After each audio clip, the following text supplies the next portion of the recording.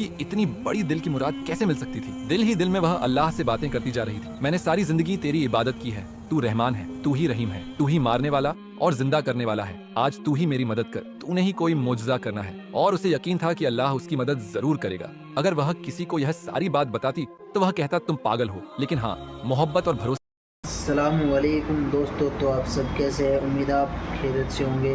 तो मैं लाया हूं आपके लिए एक इस्लामिक वीडियो। आप इस वीडियो में लास्ट तक बने रहे और वीडियो को पूरा देखें। ये वीडियो है एक शादीशुदा औरत और मर्द और उसकी बेटी जो वो कब्र में दफना देता है। तो आप इस वीडियो में लास्ट तक बने रहे, आपको सब समझ में आ जाएगा। एक बेटी पैदा हुई तो उसके शौहर ने नफरत में आकर घर के सहन में बेटी को दफन कर दिया और उसे लेकर परदेस आ गया। जब उसने झगड़ा किया तो शौहर ने उसे बहुत मारा और कहा कि तुझे भी उसके साथ दफन कर दूंगा। उसने मजबूर होकर अपनी बेटी को अल्लाह के हवाले कर दिया। वह परदेस में अल्लाह से अपनी बेटी की हिफाजत की दुआ मांगती रही, हर पल उसी की याद में रोती रहती। 10 साल बाद जब वे वापस आए तो वह भागकर उसी जगह पर गई जहां बेटी को दफन किया था, मगर उस जगह को देखकर उसका कलेजा मुंह को आ गया। आज वह 10 साल बाद परदेस से अपने घर वापस आई थी, जहां वह अपनी मासूम बच्ची को अकेला छोड़कर गई थी। वह तो कब की मर चुकी होगी, मगर उसके दिल में एक आस थी। हो सकता है उसकी बेटी जिंदा हो। उनके इस खंडहरनुमा घर में शायद कोई परिंदा भी न रहता होगा, तो फिर उसे उसकी इतनी बड़ी दिल की मुराद कैसे मिल सकती थी। दिल ही दिल में वह अल्लाह से बातें करती जा रही थी। मैंने सारी जिंदगी तेरी इबादत की है,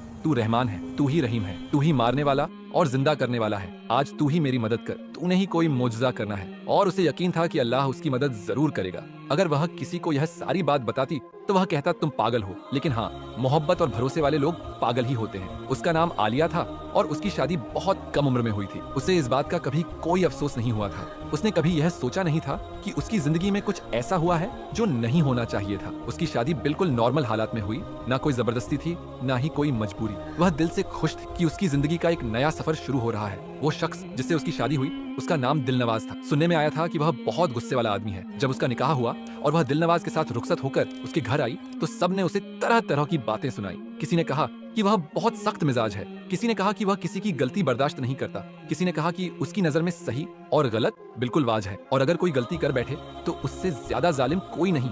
उसने यह सब सुना, लेकिन उसने दिल में कोई खौफ महसूस नहीं किया। पहली रात उसने उसे सीधा साफ कह दिया था कि अगर गलती करोगी तो मुझसे बुरा कोई नहीं होगा, लेकिन साथ ही उसने यह भी कहा था कि अगर वह अच्छे तरीके से रहेगी तो वह उसे अपने दिल की और घर की रानी बनाकर रखेगा। उस वक्त उसने सोचा कि यह तो बिल्कुल आम सी बात है। जिस तरह एक घर के असूल होते हैं वैसे ही शायद उसके भी कुछ असूल होंगे, और सच में ऐसा ही था। अगर वह अच्छी तरह रहती तो वह उसका बहुत ख्याल करता था, उसकी हर छोटी बड़ी जरूरत का ध्यान रखता था, उसे इज्जत देता था, उसकी पसंद और नापसंद को अहमियत देता था। अगर कभी कोई गलती होती तो वह सिर्फ इतना ही कहता, यह गलत हुआ है, आइंदा ध्यान रखना। हाँ, कभी कभार डांट भी देता था, लेकिन वह डांट किसी दुश्मनी या बदलतमीजी की वजह से नहीं होती थी, बल्कि उसके अंदाज में भी एक अजीब सा ख्याल रखने वालापन होता था। लेकिन लोग उसे जालिम कहते थे। उसे यह सुनकर हैरत हुई थी कि जो शख्स उसका शौहर है, उसके साथ रहता है, उसकी हर जरूरत पूरी करता है, उसे खुद उसकी शख्सियत का असल अंदाजा नहीं है और बाहर के लोग उसे ऐसा क्यों समझते हैं। वो बड़ा भाई था, खानदान के तमाम मामलात संभालता था, घर की जिम्मेदारियां उस पर थी, वह फैसला लेता था और उसका फैसला सबके लिए आखिरी होता था। शायद इसी वजह से सबको लगता था कि वह सख्त मिजाज है। बीच में दिलनवाज की नौकरी बाहर के मुल्क में लग गई। सब बहुत खुश थे, वह उन्हें भी अपने साथ ले जाने वाला था। सब कुछ अच्छा जा रहा था, लेकिन ऐन उस वक्त पता चला कि वह माँ बनने वाली है और उस पर फिलहाल सफर करने की पाबंदी थी। उसने कहा कि कोई बात नहीं, जब औलाद इस दुनिया में आ जाएगी तब चले जाएंगे। इस बात ने उसे मजीद खुश कर दिया कि वो उसकी और उनके होने वाले बच्चे की सेहत को तरजीह दे रहा है। सब लोग उसकी किस्मत पर रश्क कर रहे थे, कह रहे थे कि एक तो अच्छा भला शौहर मिल गया जो मर्दों में मर्द जैसा लगता है, और फिर औलाद भी होने वाली है, और जैसे ही औलाद होगी हम सब बाहर के मुल्क चले जाएंगे। उसे लग रहा था कि उसकी जिंदगी मुकम्मल हो रही है। एक मोहब्बत करने वाला शौहर, एक आने वाली खुशी और एक बेहतरीन मुस्तकबिल। वह खुश थी। उसके शौहर के खानदान में अफराद ज्यादा नहीं थे, सिर्फ वह, उसकी सास और उनकी आने वाली औलाद। उनके अलावा उसके देवर और ससुर पहले ही बाहर के मुल्क में मकीन थे। वहीं उनकी जिंदगी थी, वहीं उनका रोजगार था और वहीं वह अपनी दुनिया बसा चुके थे। यही वो लोग थे जिन्होंने उसके शौहर के लिए भी वहाँ नौकरी का बंदोबस्त किया था और उसके मुस्तकिल कयाम का इंतजाम भी करवा दिया था। दिलनवाज के लिए एक सुनहरी मौका था, एक नई जिंदगी की तरफ कदम बढ़ाने का। यह लोग खुद को बहुत ऊंचा स्टैंडर्ड वाले समझते थे। उनकी बातों से हमेशा यही जाहिर होता कि वह जिंदगी कोई खास मय्यार पर गुजारना चाहते। वो आम लोगों से कुछ मुख्तलिफ हैं और उनका रहन सहन दूसरों से ज्यादा नफीस और मय्यारी है। खाते पीते जरूर थे, लेकिन इतने अमीर भी नहीं थे जितना वह जाहिर करते थे। इनकी बातें सुनकर लगता था जैसे यह किसी बड़े सरमायादार घराने से ताल्लुक रखते हैं, लेकिन हकीकत में उनका मयारे जिंदगी आम मुतवस तबके के अच्छे दर्जे में आता था। एक चीज जो उसने उस घर में बहुत शिद्दत से महसूस की वो थी हर किसी के जिस्मानी खिदोखाल पर तबसरा करना। बॉडी शेमिंग उस खानदान में आम बात थी। अगर किसी की रंगत सांवली थी तो मजाक का निशाना बनता। अगर कोई मोटा होता तो उसे तंजिया जुमले सुनने पड़ते। अगर किसी की नाक मोटी होती, आंखें छोटी होती या दांत थोड़े बड़े होते तो वो उनके लिए एक मुस्तकिल गुफ्तगू का मौजू बन जाता था। उसने शुरू में सोचा कि शायद यह इत्तेफाकिया बातें हैं, लेकिन फिर उसने महसूस किया कि यह सब उनके लिए मामूल की बात थी। जब भी घर में कोई आता, उसके जाने के बाद घंटों तक उसकी जिस्मानी बनावट और शक्लो सूरत पर तबसरे होते रहते। शुरू में उसे यह सब बहुत अजीब लगता था। वह सोचती कि यह लोग दूसरों की जिस्मानी खुसूसियात को लेकर इतनी तफसील से बात क्यों करते हैं, लेकिन फिर उसे एहसास हुआ कि इन सब के लिए बिल्कुल नॉर्मल बात थी। यह उनका रोजमर्रा का मसला था जिसे बदलना मुमकिन नहीं था। वो दूसरों के बारे में बातें करते, उनके नकाश निकालते और शायद इसीलिए अपनी तस्कीन हासिल करते थे। वह अक्सर सोचती कि जब वह इनके सामने नहीं होती तो शायद उसके बारे में भी ऐसी ही गुफ्तगू होती होगी। अगर देखा जाए तो उसके अंदर कोई खास जिस्मानी कमी नहीं थी। वह लंबी भी थी, दुबली पतली भी, उसकी रंगत भी साफ थी, उसकी नाक छोटी, दांत बारीक और नक्श मुतनासिब थे। लेकिन फिर भी यह सोचकर अजीब लगता था कि शायद वह भी उनके तजिए का एक मौजू बन चुकी हो। किसी के भी बारे में यूं गुफ्तगू करना अच्छी बात नहीं होती, लेकिन उनके लिए यह सब आम था और वह उसे बदल नहीं सकती थी। उन दिनों उसकी जिंदगी एक नया मोड़ ले रही थी। वह माँ बनने वाली थी। एक नन्ही जान उसके वजूद में परवान चढ़ रही थी। यह एहसास उसके लिए खुशी और उम्मीद का बायस था। जब यह खबर उसके शौहर को मिली तो उसका रद्दे अमल बिल्कुल नॉर्मल था। उसने कोई खास जोश या हैरानी जाहिर नहीं की, बस एक आम सी खुशी के साथ इस खबर को कबूल किया। लेकिन उसने जो बात कही वो उसके लिए कुछ अजीब थी। उसने कहा कि बेटी हो रही है तो इससे कोई मसला नहीं है, अल्लाह की देन है, रहमत है, लेकिन अगर बेटी हो तो फिर खूबसूरत होनी चाहिए, बिल्कुल गुड़िया जैसी। आजकल इंटरनेट पर हम देखते हैं कि कैसी कैसी प्यारी बच्चियां होती, बिल्कुल ढोल जैसी। अगर बेटी हो तो ऐसी होनी चाहिए, वरना अल्लाह बेटा ही दे। उसकी ये बात उसके दिल में एक अजीब सा एहसास छोड़ गई। उसे लगा कि वह सिर्फ बेटी को कबूल करने के लिए भी उसकी जाहिरी शक्ल और सूरत को एक शर्त के तौर पर रख रहा है। जैसे खूबसूरती ना हो तो बेटी होना एक बोझ समझा जाएगा। उसकी सास ने फौरन कहा कि माँ खूबसूरत है, बाप खूबसूरत है तो बेटी क्यों ना खूबसूरत होगी, जैसे यह कोई यकीनी बात हो। जैसे अगर माँ बाप की शक्ल अच्छी हो तो औलाद भी लाजमी हसीन होगी। उसने उनकी बातें सुनी, मगर अंदर से एक बेचैनी सी महसूस। उसने सोचा कि अगर मेरी बेटी आम सी हुई तो, अगर उसके नकुश मुआशरे के तय करदा खूबसूरत मय्यार पर पूरे ना उतरे तो क्या उसके लिए जिंदगी मुश्किल हो जाएगी? क्या वह भी इसी बॉडी शेमिंग का शिकार होगी जो वह इस घर में देख रही थी? यह सब सवालात उसके जहन में गर्दिश करने लगे, लेकिन वह खामोश रही। उसने अपने अंदर पलने वाली उस नन्ही जान को दिल से कबूल कर लिया था, चाहे वह जैसी भी हो। उसके लिए सिर्फ वो एक बच्ची नहीं थी, वो उसकी दुआ थी, उसकी मोहब्बत और उसके वजूद का हिस्सा। उसके कमरे में खूबसूरत बच्चों के पोस्टर लगे हुए थे। हर तरफ नीली आंखों वाले, गुलाबी गालों वाले और सुनहरी बालों वाले बच्चे तस्वीरों में मुस्कुरा रहे थे। यह मंजर देखकर उसके दिल में एक अजीब सा एहसास जागता था। यह बच्चे किसी और दुनिया के लगते थे, किसी ऐसी दुनिया के जहां सब कुछ मुकम्मल और बेऐब हो। वह हैरान होती थी कि हमारे जैसे गंदुमी रंग के लोगों के घरों में ऐसे बच्चे कैसे पैदा हो सकते हैं। हकीकत तो यह थी कि पाकिस्तानी बच्चों की शक्लो सूरत उनसे मुख्तलिफ होती थी, लेकिन इसके बावजूद लोग हमेशा खूबसूरती के उन मगरबी मयारों को ही देखते थे। यह सिर्फ उसके शौहर और सास की पसंद नहीं थी, बल्कि पूरे खानदान का नजरिया यही था। वो खूबसूरती के पुजारी थे। उनके लिए किसी भी चीज का सबसे पहला मयार यही था कि वो जाहिरी तौर पर कैसी दिखती है। उसे आहिस्ता आहिस्ता यह एहसास होने लगा था कि उसकी शादी भी शायद इसी मयार पर की गई थी। वह खूबसूरत थी, इसलिए उसे मुंतखब किया गया। उसकी तारीफें होती थीं, उसकी शक्ल और सूरत की बार बार बात की जाती थी और उसे ऐसे पेश किया जाता था जैसे वह कोई कीमती चीज हो जो इनके मयार पर पूरी उतरी हो। जब वे किसी तकरीब में जाते तो उसे हमेशा सबसे बेहतरीन लिबास पहनने के लिए कहा जाता। उसके शौहर और सास को यह पसंद नहीं था कि वह आम से कपड़ों में जाए। वो उसे खास तौर पर तैयार करवाते, उसके लिए महंगे सूट लाते और उसे ब्यूटी पार्लर भेजते ताकि वह सबसे मुनफिद लगे। जब वह महफिल में जाती तो लोग उसकी तरफ मुतवज्जा हो जाते। उसके शौहर और सास को यही लम्हा सबसे ज्यादा पसंद आता। वो बड़े फक्र से कहते, हमारी बहू है, हम इसे चुनकर लाए हैं, जैसे वह कोई ऐसी चीज हो जिस पर उन्हें दूसरों के सामने फक्र करना है। शुरू में उसे यह सब अच्छा लगता था। कौन सी लड़की ऐसी तारीफें सुनकर खुश नहीं होती? लेकिन आहिस्ता आहिस्ता उसे महसूस होने लगा कि उनकी मोहब्बत उसकी जात के लिए नहीं, बल्कि उसकी जाहिरी खूबसूरती के लिए थी। वह सोचने लगी कि अगर वह आम सी शक्ल की होती तो क्या यह लोग उसे ऐसी इज्जत और मोहब्बत से नवाजते? अगर वह उनके बनाए हुए खूबसूरती के मयार पर पूरी ना उतरती तो क्या उसे भी वही बातें सुननी पड़ती जो उसने उनके घरों में दूसरी औरतों के बारे में सुनी थी? उसका दिल धड़कने लगा जब उसने इस हकीकत को महसूस किया। उसने सोचा कि जब उसकी बेटी पैदा होगी तो क्या यह लोग उसे भी इसी मय्यार पर परखें? अगर वह उनकी पसंद के मुताबिक ना निकली तो क्या वह भी तनकीद और मायूसी का निशाना बनेगी? उसके शौहर ने अब जाने की तैयारी कर ली थी। वो बेहद खुश था, जैसे कोई बहुत बड़ी कामयाबी उसके करीब आ रही हो। उसका कहना था कि ज्यादा वक्त जाया नहीं करेंगे, बस बेटी दुनिया में आ जाए फिर फौरन रवाना हो जाएंगे। वह सब कुछ पहले से तय कर चुका था। उसने उससे कहा था कि अपने बैग भी अभी से तैयार कर लो, क्योंकि बाद में यह सब कुछ करना मुश्किल हो जाता है। उसने भी अपने बैग पैक कर लिए थे। उसने छोटे छोटे कपड़े भी रखे थे जो उसने अपनी बेटी के लिए खरीदे थे, नरम गुलाबी रंग के कपड़े जो उसने बड़े शौक से लिए थे। उसने हर चीज का ख्याल रखा था कि जब वह दुनिया में आए तो उसे किसी चीज की कमी ना हो। डॉक्टर ने उसे बता दिया था कि वक्त करीब है, इसी हफ्ते उसकी औलाद दुनिया में आ जाएगी। उसकी सास और शौहर दोनों बहुत पुरजोश थे।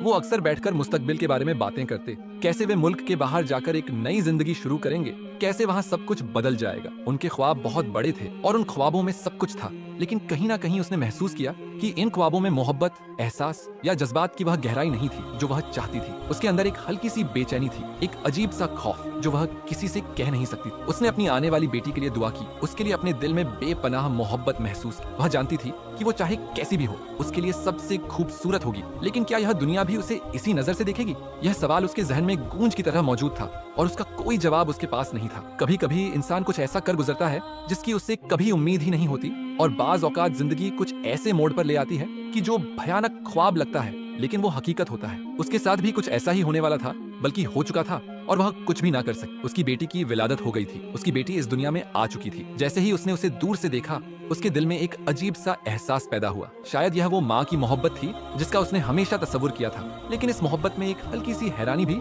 शामिल थी। उसने डॉक्टर से पूछा, डॉक्टर, ये मेरी बेटी है? डॉक्टर ने मुस्कुराकर कहा, जी हाँ, यही आपकी बेटी है, लेकिन आपने ऐसा क्यों पूछा? उसने हिचकिचाते हुए कहा, पता नहीं, वो मुझे कुछ अजीब सी लग रही है। डॉक्टर ने नरमी से समझाया, कुछ बच्चे जब पैदा होते हैं तो उनके जिस्म को मुकम्मल ऑक्सीजन नहीं मिलती, जिसकी वजह से वह हल्के स्याही माइल लग सकते हैं, लेकिन जैसे ही उन्हें हवा मिलती है और खून की रवानी बेहतर होती है, उनका रंग नॉर्मल हो जाता है। उसने डॉक्टर की बात सुनी, लेकिन उसके दिल में अजीब सी बेचैनी थी। वह उसके एहसासात को महसूस करते हुए बोली, अरे हर तरह के बच्चे पैदा होते हैं और शुरू में सभी बच्चे एक जैसे नहीं होते। आप फिक्र ना करें, कुछ दिनों में सब कुछ ठीक हो जाएगा। उसने जबरदस्ती खुद को तसल्ली दी, लेकिन अंदर ही अंदर उसे महसूस हो रहा था कि कुछ ठीक नहीं है। उसकी बेटी जैसे ही उसके शौहर और सास के पास गई, वहाँ एक तूफान खड़ा हो गया। वह भी अस्पताल में ही थी, लेकिन नर्स ने उसे बताया कि वह दोनों फौरन ही उसे देखकर मायूसी का इजहार करने लगे। यह तो बिल्कुल काली है, उसकी सास की आवाज गूंजी थी। इसकी तो नाक कितनी चिपटी है, उसके शौहर ने बददिल होकर कहा था। वहीं खड़े दूसरे लोग भी हैरत से यह सब सुन रहे थे। उसके शौहर और सास की मायूसी और नफरत भरे जुमले गोया पूरे अस्पताल में गूंज रहे थे। जब वह अस्पताल से घर आई तो उसके जख्म अभी ताजा थे, लेकिन उन दोनों के अल्फाज उसके दिल पर जख्म कर चुके थे। उसने सोचा कि यह सब वक्त गुस्सा है और वह जल्दी अपनी बेटी को कबूल कर लेंगे, लेकिन उसके शौहर ने एक बार भी अपनी बेटी को गोद में नहीं उठाया, ना ही उसे प्यार से देखा। उसकी सास तो जैसे मुंह फुलाकर बैठ गई थी, जैसे कोई बड़ा नुकसान हो गया हो, लेकिन वह अपनी बेटी को पाकर बहुत खुश थी। उसने उसके छोटे छोटे हाथों को पकड़ा, उसके नाजुक गालों को छुआ और उसकी मासूमियत में खो गई। उसने नोट किया कि उसके कान के करीब एक खूबसूरत पैदाइशी निशान था जो बिल्कुल दिल की शक्ल का था, जैसे कुदरत ने उसे खास निशान दिया हो, जैसे यह उसे याद दिलाता हो कि यह बच्ची उसकी मोहब्बत है, उसकी दुनिया है। उसने अभी तक उसका नाम नहीं रखा था, लेकिन वह रोज उसका चेहरा देखकर सोचती कि उसका नाम क्या होना चाहिए। वो उसके लिए सबसे खूबसूरत थी, चाहे कोई कुछ भी कहे। एक दिन अचानक उसके शौहर ने कहा कि उन्हें एक दावत में जाना है। वह हैरान हुई कि इतनी जल्दी बाहर जाना कैसा, लेकिन उसने ज्यादा सवाल नहीं की। वो उसे खास तौर पर तैयार करवाने ले गया, जैसे किसी बड़ी तकरीब में जा रहे हो। उसने अपनी बेटी को सास के पास छोड़ा और चली गई, लेकिन जब वे उस जगह पहुंचे तो यह कोई घर नहीं था, यह एयरपोर्ट था। उसने हैरानी से इधर उधर देखा और उसकी सास पहले से वहाँ खड़ी थी। ये क्या हो रहा है? उसने परेशानी से पूछा। उसकी नजर फौरन उसकी सास के हाथों की तरफ गई, लेकिन उसकी बेटी कहीं नजर नहीं आई। उसका दिल एकदम से धड़कने लगा। मेरी बेटी कहाँ है? उसने घबरा कर पूछा। उसके शौहर ने नजरें चुराई और उसकी सास ने चुपचाप एक तरफ देखना शुरू कर दिया। चलो, फ्लाइट लेट हो रही है। उसके शौहर ने उसका हाथ पकड़कर तेजी से आगे बढ़ने की कोशिश की, लेकिन मेरी बेटी कहाँ है? उसने रोते हुए कहा, लेकिन कोई जवाब नहीं दिया गया। उसे जबरदस्ती फ्लाइट में बिठा दिया गया। वह मुसलसल चीखती रही, रोती रही, इल्तिजा करती रही कि उसे उसकी बेटी के पास वापस ले जाया जाए, लेकिन किसी ने उसकी एक ना सुनी। उसके शौहर ने आखिरकार ठंडी आवाज में कहा, ऐसी बेटी को साथ लेकर जाएंगे तो गोरों के शहर में लोग हम पर हंसेंगे। यह अल्फाज उसके कानों में आग की तरह उतर गए। उसकी सांस रुकने लगी, उसकी दुनिया अंधेरी हो गई। बस छोड़ दिया उसे, वो वहीं रहेगी जिसकी वो किस्मत है। यह आखिरी अल्फाज थे जो उसने सुने उसके बाद हर चीज धुंधला गई। उसने चीखना चाहा, शोर मचाना चाहा, लेकिन उसके अंदर से कोई आवाज नहीं निकल रही थी। जब उसकी आंख खुली तो उसे लगा कि वह किसी गहरे ख्वाब में थी, लेकिन हकीकत उससे भी ज्यादा भयानक थी। वह अस्पताल के बिस्तर पर थी। उसकी सारी दुनिया बदल चुकी थी। यह कहाँ हूँ मैं? उसकी आवाज कमजोर थी। एक नर्स ने आकर बताया, आप कोमा में चली गई थी। आपकी जहनी हालत बहुत मुतासिर हुई थी। उसे समझ नहीं आ रहा था कि यह सब कैसे हुआ। 10 दिन गुजर चुके थे। वह एक अजनबी मुल्क में थी और उसकी बेटी, उसकी मासूम बेटी जो उसने अपने दिल से ज्यादा अजीज रखी थी, वो उससे छीन ली गई थी। उसकी चीखें उसके अंदर दब गईं। वह जिंदा तो थी, लेकिन अंदर से मुर्दा हो चुकी थी। जब उसने होश संभाला तो हकीकत किसी भयानक ख्वाब से भी ज्यादा खौफनाक थी। उसकी बेटी उससे छीन ली गई थी और वह एक अजनबी मुल्क में बेसहारा एक ऐसे शख्स के साथ कैद थी जिसे दुनिया जालिम कहती थी। आज उसे उसकी असलियत का मुकम्मल एहसास हो चुका था। वो वाकई जालिम था। जो शख्स अपनी ही बेटी को माँ से जुदा कर सकता है, वो किसी का भी नहीं हो सकता। जैसे ही वह मुकम्मल तौर पर सेहतयाब हुई, उसने अपने शौहर से सवालात की बौछार कर दी। उसने उससे पूछा, तुम मेरी बेटी को छोड़कर कैसे आ सकते थे? वह तो अभी इतनी छोटी थी। वो उसके सवालों से बचने की कोशिश करता रहा, लेकिन वह पीछे हटने वाली नहीं। आखिरकार उसने सर्द लहजे में कहा, मैंने इंतजाम कर दिया था। यह जुमला उसके दिमाग में गूंजने लगा। कौन सा इंतजाम? क्या एक माँ से उसकी औलाद छीन लेना इंतजाम कहलाता है? वह जानना चाहती थी कि उसका असल मतलब क्या था। वह बार बार पूछती रही, लेकिन वो गोलमोल जवाब देता रहा। जब उसने उससे कहा कि हमारी औलाद को छोड़कर आ गए हो, तो वो बेपरवाही से कहने लगा, अल्लाह हमें और औलाद दे देगा, जल्दी हम नई औलाद पैदा करेंगे। वह हैरान रह गई। क्या औलाद खिलौने होते हैं जो छोड़े जा सकते हैं और फिर नए खरीद लिए जाएं? उसकी आंखों के सामने अपनी बेटी का चेहरा घूमने लगा। उसने अपने शौहर से नफरत महसूस की, लेकिन उसके पास कोई रास्ता नहीं था। दिन, हफ्ते और फिर महीने गुजरते गए, मगर उसके यहाँ हमल नहीं ठहरा। वो दिन ब दिन बेसब्र होता जा रहा था। पहले तो वह खुद को तसल्ली देता रहा, लेकिन जब काफी वक्त गुजर गया और वह माँ ना बन सकी, तो वह वाकई परेशान होने लगा। आखिरकार वो उसे डॉक्टर के पास ले गया। उसने देखा कि वह पहले की तरह पुरएतमाद नहीं था। डॉक्टर ने कुछ टेस्ट किए और जब रिपोर्ट्स आई तो उसने संजीदा लहजे में कहा, आपकी बीवी अब कभी भी माँ नहीं बन सकेगी। यह जुमला उसके शौहर के लिए बिजली से कम ना था। यह कैसे हो सकता है? उसने हैरान होकर कहा, यह तो एक बच्ची को जन्म दे चुकी है। डॉक्टर ने वजाहत की, जी हाँ, ऐसा होता है। बाज औकात औरत एक बार माँ बनने के बाद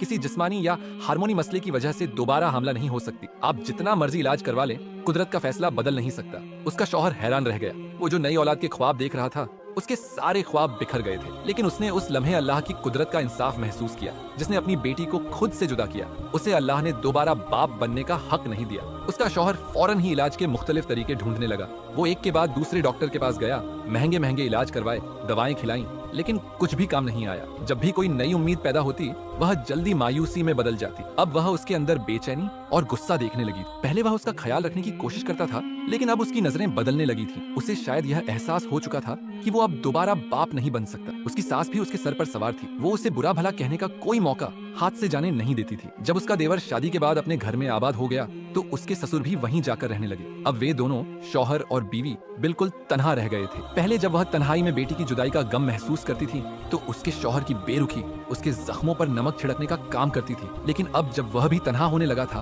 तो उसने उसके चेहरे पर परेशानी देखनी शुरू कर दी। कभी कभार वह उसे बैठे बैठे सोच में गुम देखती। उसकी आंखों में परेशानी होती, जैसे वह अपने माजी के किसी फैसले पर पछता रहा हो। शायद अब वह यह महसूस करने लगा था कि अल्लाह ने उससे उसके गुनाहों का हिसाब लेना शुरू कर दिया है। लेकिन उसने सोचा, अगर गुनाह करने वाला सजा के बारे में इतना ही सोचे, तो गुनाह क्यों करे? उसे अपनी सजा का एहसास हो चुका था, मगर वह कभी अपनी गलतियों पर शर्मिंदा नहीं हुआ। कभी उसने एतराब नहीं किया कि उसने जो किया वो जुल्म था। जिंदगी यूं ही गुजरती रही, लेकिन वह अंदर से टूट चुकी थी। उसकी दुनिया वहीं रुक गई थी जब उसकी बेटी को उससे छीना गया था। और उसका शौहर, वह भी अब वह नहीं रहा था जो पहले था। दिन गुजरते जा रहे थे, लेकिन एक सवाल उसके दिल में हमेशा कांटे की तरह चुभता रहता था। मेरी बेटी कहाँ होगी? क्या वो खैरियत से होगी? क्या वह भी माँ की जुदाई को महसूस करती होगी? यह सोचें उसे जिंदा दफन किए जा रही थी। और उसका शौहर, जो कभी उसके गमों से बेखबर था, अब खुद अपने ही किए गए फैसलों की आग में जल रहा था। वक्त का पहिया चलता रहा। दिन, हफ्ते, महीने और फिर साल गुजरते गए। पता ही नहीं चला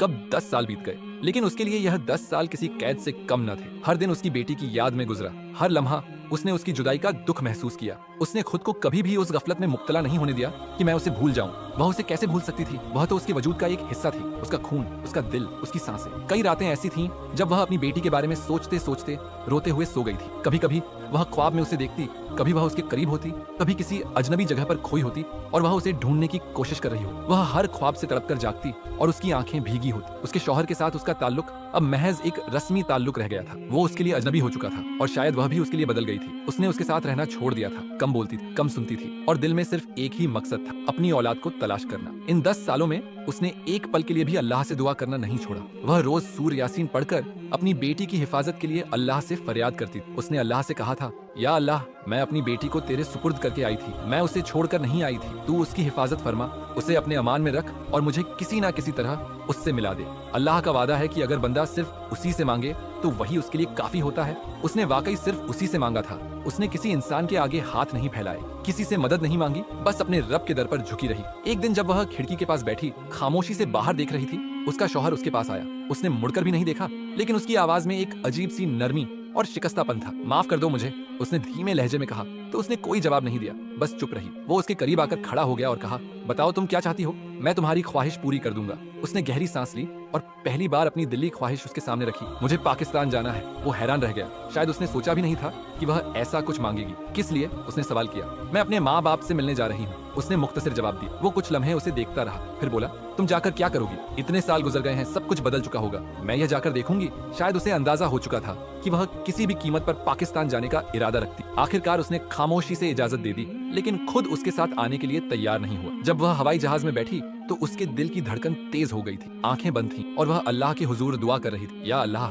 मैं तेरे हुक्म से वापस जा रही हूँ, मेरे रास्ते आसान कर दे, मुझे मेरी बेटी का सुराग दे दे। मैं जानती हूँ कि जो चीज 10 साल पहले खो गई हो वो आसानी से नहीं मिलती, लेकिन मैंने तुझ पर भरोसा किया है, मैंने तुझसे उम्मीद बांधी। तू मौजज़े दिखाने वाला है और मैं तेरे मौजज़े का रंग देखना चाहती हूँ। जब जहाज ने जमीन को छुआ तो उसका दिल तेजी से धड़कने लगा। वह पाकिस्तान वापस आ चुकी थी, अपनी मिट्टी में, अपने वतन में। उसका पहला काम अपनी बेटी को तलाश करना था, लेकिन सवाल यह था कि वह कहाँ से शुरू करती। उसे सिर्फ इतना मालूम था कि वो 10 साल पहले कहाँ थी। उसने सोचा कि सबसे पहले वहाँ जाना चाहिए, शायद कोई सुराग मिल जाए। उसने गाड़ी ली और अपने उस पुराने घर की तरफ रवाना हो गई, जहाँ कभी उसने अपनी जिंदगी के सबसे खूबसूरत दिन गुजारे थे, जहाँ उसकी बेटी ने आंख खोली, जहाँ उसकी हंसी गूंजा करती थी और जहाँ से उसकी दुनिया अंधेर हो गई थी। रास्ते में उसके दिल में कई शक आ रहे थे। अगर वो वहाँ ना मिली तो, अगर वह किसी और शहर में चली गई हो, अगर वह जिंदा ना हो। उसने फौरन यह सोच झटक दी, नहीं, उसने उसे अल्लाह के सुपुर्द किया था और अल्लाह की हिफाजत में दी हुई चीज कभी जाया नहीं होती। उसके दिल में उम्मीद का दिया जल रहा था और वह जानती थी कि उसका रब उसे मायूस नहीं करेगा। यह सफर सिर्फ एक माँ का अपनी बेटी को ढूंढने का नहीं था, बल्कि एक यकीन था, एक दुआ, एक मौजज़े के इंतजार का सफर था। उसने अपने शौहर को पाकिस्तान से फोन किया और कहा कि मैं अब कभी वापस नहीं आऊंगी, मैंने तुम्हें यही बताना था। मुझ पर आखिरी एहसान यह करो कि मुझे यह बताओ कि तुमने मेरी बेटी के साथ क्या किया था। आज 10 साल बाद उसने अपनी जुबान खोली और कहने लगा कि मेरा एक दोस्त है जो मेरे ऑफिस में काम करता था, उसका नाम जुनेद है। मैंने उसकी जिम्मेदारी लगाई थी और उसको कहा था कि घर जाकर वहाँ पर एक बच्ची पड़ी होगी, उसे यतीम खाने में दे देना, और उसने कहा था कि वह ऐसा ही करेगा। यह सुनकर उसके कदमों के नीचे से जमीन निकल गई कि अपने ही बाप ने औलाद को यतीम खाने में भेजने का हुक्म दिया था। उसके शौहर ने कहा, जो तुमने पूछा मैंने बता दिया, पर तुम यह क्यों कह रही हो कि वापस नहीं आओगी? उसने उसे कहा, अब किस मुंह से वापस आऊंगी और तुम किस मुंह से रहोगे मेरे साथ? हमारा रिश्ता यहीं तक का था। उसने फोन बंद कर दिया। उसे नहीं पता था कि वह वापस जाने वाली थी या नहीं, लेकिन उस वक्त उसे उस आदमी पर सबसे ज्यादा गुस्सा आ रहा था। वह फौरन जुनेद से मिलने के लिए उसके घर चली गई। उसके शौहर ने उसके घर का पता बताया था और नंबर भी। नंबर तो बंद जा रहा था, लेकिन घर पहुंचना था। अब पता नहीं क्या होने वाला था। उसने किसी यतीम खाने में उसकी बेटी को दिया था, वह वहां जाती, उसको वापस ले लेती। एक तरह से देखा जाए तो उसे सब कुछ आसान लग रहा था। शायद वह जल्दी में अपनी बेटी से मिलने वाली थी और उसने फोन बंद कर दिया था। उसका दिल बेतहाशा धड़क रहा था। उसकी आंखों में आंसू थे, मगर अब यह आंसू कमजोरी के नहीं थे। यह आंसू गुस्से के भी थे, बेबसी के भी थे और उस दुख के भी जो उसे सालों से सहना पड़ रहा था। उसने अपनी बेटी के बारे में जानने के लिए 10 साल इंतजार किया था और आज जब हकीकत सामने आई तो उसके दिल पर एक नई चोट लग गई थी। उसने फौरन जुनेद के नंबर पर कॉल मिलाई, मगर फोन बंद जा रहा था। उसने दूसरी बार, तीसरी बार, बार बार कोशिश की, मगर कोई जवाब नहीं आया। उस वक्त उसके पास सिर्फ एक ही रास्ता था कि वह खुद जाकर उससे मिले। उसके शौहर ने उसका पता दिया था और अब उसे देर नहीं करनी चाहिए। उसने फौरन रिक्शा लिया और उसके घर की तरफ रवाना हो गई। रास्ते में उसके जहन में बेशुमार सवालात आ रहे थे। क्या जुनेद ने वाकई उसकी बेटी को किसी यतीम खाने में दिया था या कहीं और? अगर वह यतीम खाने में थी तो वह किस हाल में होगी? अगर वो उसे पहचान भी ले तो क्या वो उसके साथ जाने पर राजी होगी? और अगर वह उसे ना पहचाने तो वह उसे कैसे कायल करेगी? उसका दिल घबरा रहा था, मगर उसने खुद को मजबूत बनाया। अब पीछे हटने का सवाल ही पैदा नहीं होता था। उसने अल्लाह से दुआ की कि वह उसके लिए आसानी पैदा करे। कुछ देर बाद वह जुनेद के घर के सामने खड़ी थी। एक पुराना सा मकान था जिसके दरवाजे पर हल्का सा रंग उतरा हुआ था। उसने जोर से दरवाजा खटखटाया। कुछ लम्हों बाद एक औरत ने दरवाजा खोला। वो दरमियानी उम्र की थी और उसकी आंखों में हैरानी थी। जी, आपको किससे मिलना है? मुझे जुनेद से मिलना है। वो घर पर नहीं है। आप कौन हैं? यह जरूरी नहीं कि मैं कौन हूँ, मुझे यह बताएं कि वह कब तक आएंगे। वह ज्यादातर शाम में आते हैं। मुझे उनसे बहुत जरूरी बात करनी है। मैं अंदर आ सकती हूँ? वो औरत कुछ देर सोच विचार का शिकार रही, मगर फिर पीछे हटकर रास्ता दे दिया। वह अंदर दाखिल हो गई। घर बहुत सादा था। एक छोटा सा सहन था जहाँ एक चारपाई पड़ी थी। वह उस पर बैठ गई और इंतजार करने लगी। उसका दिल बेचैनी से धड़क रहा था। कुछ घंटे इसी इंतजार में गुजर गए। आखिरकार दरवाजा खुला और एक आदमी अंदर आया, दरमियानी उम्र का, आम सा लिबास पहने हुए। उसने उसे देखते ही हैरत से आंखें फैला दी। आप कौन? वह खड़ी हो गई। तुम जुनेद हो? उसने कहा, नहीं, मैं जुनेद नहीं हूँ। जुनेद मेरा बड़ा भाई था। आपको क्या काम है? उसने कहा कि उसको बुलाओ, मुझे उससे काम है। तो उसने कहा कि वह तो इस दुनिया में नहीं है। उसने कहा कि क्या मतलब? ये क्या बात हुई? कहने लगा कि हाँ, आज से कुछ साल पहले वो एक हादसे का शिकार हो गया था और उसके बाद से इस दुनिया में नहीं रहा। उसने कहा कि किस दिन हुआ था वो हादसा। जो तारीख उसने बताई थी, यह तो वही तारीख थी जब वे लोग जहाज में बैठकर रवाना हुए थे। इसका मतलब कि उसके शौहर ने जुनेद को जो काम दिया था, वो काम करने से पहले इस दुनिया से चला गया था और उस दिन उसका हादसा हो गया था। तो इसका मतलब कि उसकी बेटी तो घर में अकेली ही रह गई होगी, क्योंकि जुनेद तो उसकी बेटी तक पहुंचा ही नहीं था। उसका दिल टूट गया, उसकी उम्मीद टूट गई। कहाँ वह सोच रही थी कि उसे यतीम खाने का पता बता देगा और वह वहाँ चली जाएगी और अब उसके पास कोई और रास्ता नहीं था। यह खबर उसके लिए उसकी औलाद की मौत की खबर जैसी ही थी। फूट फूट कर वह रोने लगी। सोचा, जाने से पहले एक दफा अपने घर चली जाती हूँ, घर को ही देख लेती हूँ। वहीं पर तो वह अपनी बेटी लेकर आई थी। उसने तो उसका नाम भी नहीं रखा था। घर गई तो सामने का मंजर देखकर कदमों के नीचे से जमीन निकल गई। उसने अपने कदम तेजी से उठाए और घर के अंदर दाखिल हो गई। घर वही था, मगर अब बहुत मुख्तलिफ। दीवारों में दरारें पड़ चुकी थीं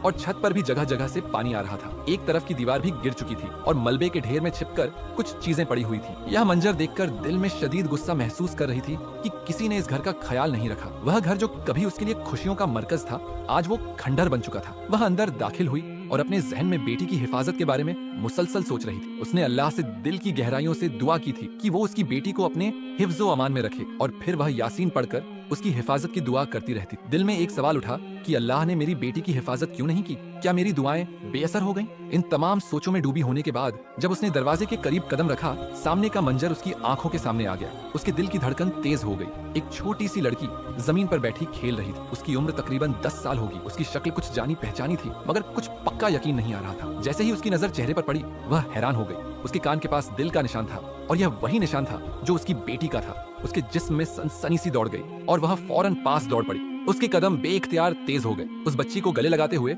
उसकी आंखों से बेतहाशा आंसू बहने लगे। वह बेइख्तियार रोने लगी और वह बस यही कह रही थी, मेरी बेटी, मेरी बेटी। बच्ची भी उसके सीने में सर रखकर रोने लगी और वह उसकी आगोश में आकर कहना शुरू हो गई, माँ, माँ। लेकिन उसकी आवाज में खौफ और शक का उन्सुर था। वो डरी हुई लग रही थी और जैसे ही वह उससे गले मिल रही थी, उसे एहसास हुआ कि वह कुछ गैर मामूली है। तभी अचानक कोई आवाज आई, छोड़ो मेरी बेटी को, कौन हो तुम? यह आवाज उसने पहचानी थी। उसने पलट कर देखा तो उसकी आंखें फटी की फटी रह गईं। वो कोई और नहीं, उसकी हमसाई नज़मा थी। उसने नज़मा को पहचान लिया और उसका दिल दहल कर रह गया। यह क्या माजरा था? उसके और नज़मा के दरमियान एक लम्हे के लिए खामोशी छा गई। उसकी बेटी उसके साथ थी, मगर नज़मा की मौजूदगी ने एक नई पेचीदगी पैदा कर दी थी। उसकी बेटी ने नज़मा को देखा और फौरन उसकी तरफ दौड़कर उसके गले लग गई। नज़मा ने नरम लहजे में कहा, तू घर जा, मैं आती हूँ। उसके बाद वह उसे टूटी हुई दीवार से दूसरी तरफ के घर की तरफ ले गई। अब वह और नज़मा आमने सामने खड़े थे और दोनों की आंखों में बेशुमार सवालात थे। नज़मा की आंखों में हैरानी और परेशानी की झलक थी और उसके दिल में बेचैनी थी। वे दोनों एक दूसरे की तरफ देखते हुए खामोश खड़े थे और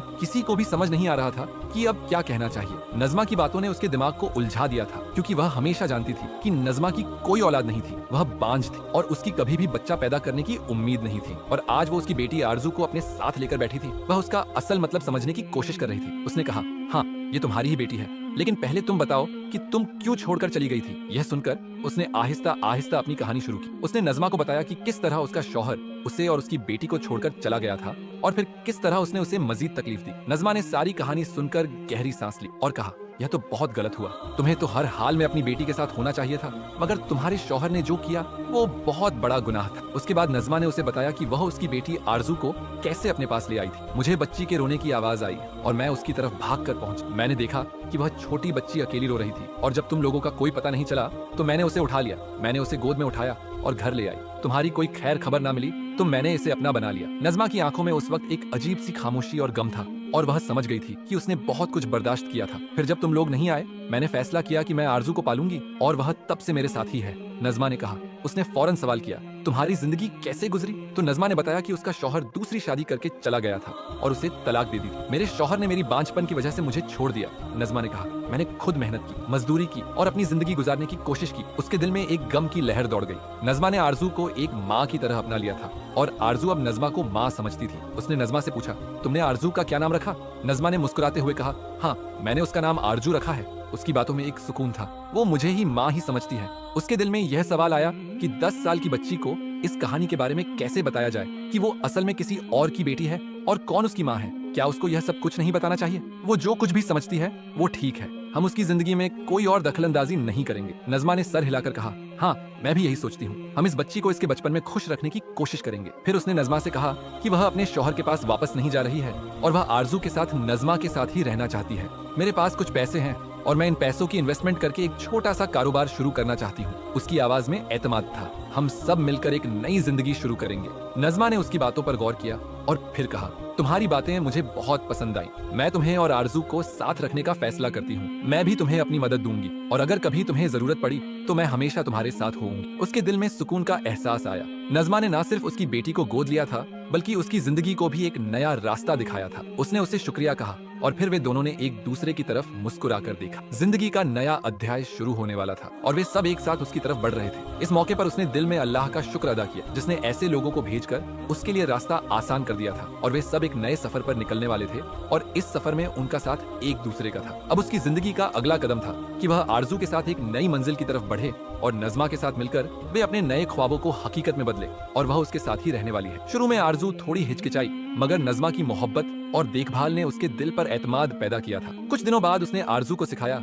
कि वो उसे छोटी अम्मी कहकर पुकारे। यह छोटा सा कदम उसके दिल में बहुत सुकून लाया था। उसे अपनी बेटी वापस मिल गई थी और उसकी दुआएं वाकई जाया नहीं गई। अल्लाह ने उसे अपना मौजूदा दिखाया था, वरना उसकी जिंदगी में यह लम्हे कभी ना आ पाते। उसके शौहर का दिल इतना संगदिल था कि उसने उसकी बेटी को इस तरह अकेला छोड़ दिया था, लेकिन फिर भी अल्लाह ने अपना कर्म दिखाया। उसकी बेटी जो एक वक्त में उसकी जिंदगी से दूर हो गई थी, आज दोबारा उसके साथ थी और वो खंडर घर जहाँ एक वक्त में उसका दिल टूटा था, अब वो उसके लिए एक नया आगाज बन चुका था। वह खुश थी क्योंकि उसकी जिंदगी में आरजू और नज़मा का साथ था। वे तीनों एक दूसरे के साथ खुशो खुर्रम रह रहे थे। हर दिन एक नई उम्मीद और मोहब्बत के रंग थे। उसका शौहर बार बार फोन करता और उसे वापस आने का कहता, मगर उसने उसे हमेशा यही कहा कि वह वापस नहीं आएगी। जब वह फोन करता तो वह उसकी आवाज में कोई खास उदासी नहीं पाती थी। ऐसा लगता था कि वह उससे नहीं बल्कि अपनी अकेली जिंदगी से बचने के लिए उसे वापस बुलाने की कोशिश कर रहा था और शायद अपने बुढ़ापे में किसी सहारे की तलाश थी, मगर वह उसके लिए वह सहारा नहीं बन सकती थी। वह आदमी जिसने अपनी ही औलाद को यतीम खाने में देने की कोशिश की थी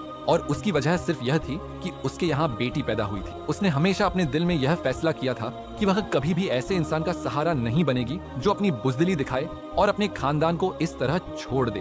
उस आदमी को उसने अपने दिल से निकाल दिया था और अपनी बेटी के साथ खुश रहना उसकी पहली प्राथमिकता बन चुकी थी। इस सब के बावजूद उसने नज़मा का शुक्रिया अदा किया जिसने उसकी बेटी की हिफाजत की और उसे एक माँ का साया दिया जब वह खुद उसे अपनी मुश्किलात की वजह से नहीं दे सकती थी। नज़मा ने वो सब कुछ किया जो एक हकीकी माँ अपने बच्चे के लिए करती है और उसकी मदद की बदौलत आज उसकी बेटी महफूज थी और वह भी सुकून की जिंदगी गुजार रही थी। अब वह, नज़मा और आरजू अपने नए तौर तरीके से जिंदगी गुजारने की कोशिश कर रही थी। उस अध्याय में उसकी दुआएं और अल्लाह की मदद शामिल थी और वह जानती थी कि उसकी जिंदगी अब एक नई दिशा में चल पड़ी थी। आज भी हमारे समाज के रवैये हमें एक ऐसा सवाल पेश करते हैं जिसका जवाब तलाश करना जरूरी है। क्यों आज भी लोग खूबसूरती और बदसूरती के पीछे इतने पागल हैं? इस बेबुनियाद मयार के पीछे दौड़ते हुए हम अक्सर अपनी हकीकत और अल्लाह की तकदीर को नजरअंदाज करते हैं। अल्लाह ने हमें जो भी रंग, शक्ल या जिस्मानी खुसूसियात दी है वह उसकी तख्लीक का हिस्सा है। यह हमारी जिंदगी की हकीकत है और हमें उस पर शिकायत करने का कोई हक नहीं। यह हकीकत कम थी कि अल्लाह ने हमें औलाद दी थी, लेकिन फिर भी हम उसके बारे में सोचते हैं कि वह किस रंग की है, किस शक्ल की है, या क्या वो हमारी तवक्कात के मुताबिक नजर आती है या नहीं। हम यह भूल जाते हैं कि अल्लाह ने हमें जो कुछ दिया है वह हमारी तकदीर और उसकी हिकमत का हिस्सा है। हमें उस पर शुक्रगुजार होना चाहिए, ना कि उस पर एतराज किया। यह हकीकत कम थी कि अल्लाह ने हमें जिंदगी दी थी, हमें अक्ल दी थी और हमें अपने रास्ते पर चलने की सलाहियत दी थी। फिर यह कि हम क्यों खूबसूरत या बदसूरत की तमीज करते हैं? किसी की जिस्मानी ज़ाहिरी शक्ल की बुनियाद पर उसे कदर देने या कमतर समझने का क्या हक है? अल्लाह की तख्लीक पर कोई एतराज करना दरअसल अल्लाह के खालिक होने पर एतराज करना है। अल्लाह की बनाई हर चीज की अपनी एक अहमियत और मकसद है, और उससे नफरत करना दरअसल खालिक से नफरत करने के बराबर है। हमें यह समझना चाहिए कि अल्लाह की हर तख्लीक खूबसूरत है, चाहे वो शक्ल और सूरत के एतबार से हमारी पसंदीदा हो या ना हो। असल खूबसूरती तो दिल की सफाई और इंसानियत में है, और यही चीज हमें अल्लाह के करीब ले जाती है। अल्लाह ने हमें जो कुछ भी दिया है, हमें उस पर शुक्रगुजार होना चाहिए और उसकी तख्लीक के बारे में सोचना चाहिए। हमें अपने अंदर और दूसरों में अल्लाह की तख्लीक को इज्जत देनी चाहिए, क्योंकि यह वही तख्लीक है जो हम सबकी तकदीर का हिस्सा है।